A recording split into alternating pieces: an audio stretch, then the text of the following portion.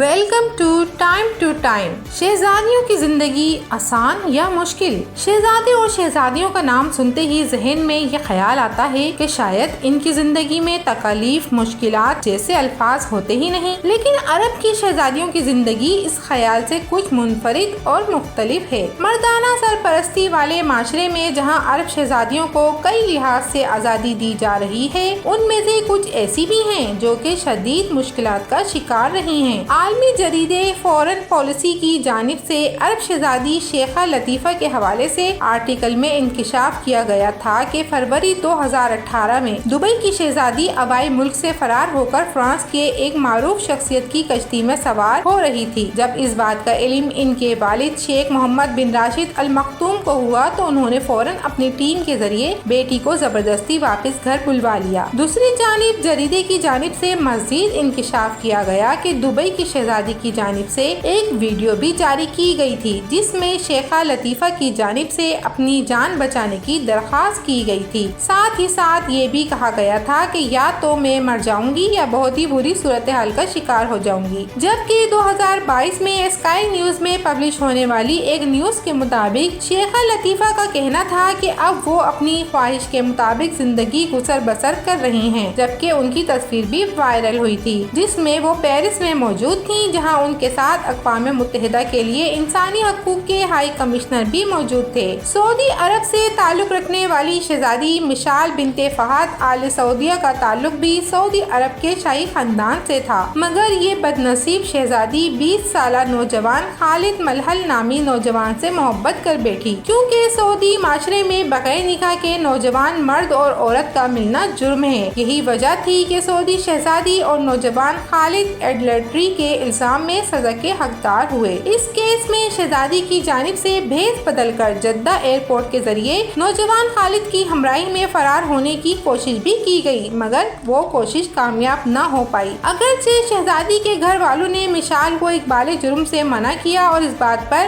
راضی کرنے کی بھی کوشش کی کہ وہ دوبارہ اس نوجوان سے نہیں ملے گی، لیکن شہزادی نے اس بات کو مسترد کرتے ہوئے اقبال جرم کر لیا۔ اس کے بعد سعودی حکومت کی جانب سے شہزادی کو سزائے موت دے دی گئی۔ جہاں شہزادیوں کے ساتھ ظلم و جبر کی داستان رقم ہو رہی ہے، وہیں کچھ شہزادیاں ایسی بھی ہیں جو کہ دنیا بھر میں اپنی توجہ منفرد انداز سے حاصل کر رہی ہیں۔ شہزادی نور بنت فیصل کا تعلق بھی آل سعود شاہی خاندان سے ہے، جو کہ فیشن کی دنیا میں بھی خوب توجہ حاصل کر رہی تھیں۔ زمانے کے حساب سے عرب معاشرے میں خواتین اب اپنا ٹیلنٹ دنیا بھر میں دکھا پا رہی ہیں، جبکہ یہ سعودی عرب کی تاریخ کی پہلی خاتون ہے جنہوں نے 2018 میں پہلی مرتبہ سعودی فیشن ویک کی شروعات کی۔ لیکن فیشن کی بانی سمجھی جانے والی سعودی شہزادی 2022 میں پراسرار طور پر انتقال کر گئیں۔ سعودی شہزادی ریما بھی 2020 میں کافی مقبول ہو چکی ہیں۔ شہزادی ریما کو اقوام متحدہ میں سعودی عرب کی پہلی سفیر منتخب کیا گیا تھا، جبکہ سعودی شہزادی سعودی عرب کے وژن 2023 کے حوالے سے بھی کافی متحرک رہی ہیں۔ اب تو کھیلوں کی دنیا میں بھی سعودی شہزادیاں خوب بڑھ چڑھ کر حصہ لے رہی ہیں۔ وہ عالمی اولمپک کمیٹی 2018 میں بھی شامل رہیں، جبکہ سعودی عربیہ اولمپک کمیٹی 2017 کا بھی حصہ رہی۔ ایک اور سعودی شہزادی عادلہ بنت عبداللہ ال سعود صحت کے حوالے سے سعودی عرب میں مشہور ہیں۔ وہ نیشنل چیریٹیبل فاؤنڈیشن برائے ہیلتھ کیئر کی صدر منتخب ہو چکی ہیں، جبکہ وہ کینسر کے حوالے سے بچوں کے ادارے سنات چیریٹیبل سوسائٹی کی فاؤنڈنگ ممبر بھی ہیں، اور سماجی کاموں کے حوالے سے سعودی شہزادی خوب توجہ حاصل کر رہی ہیں۔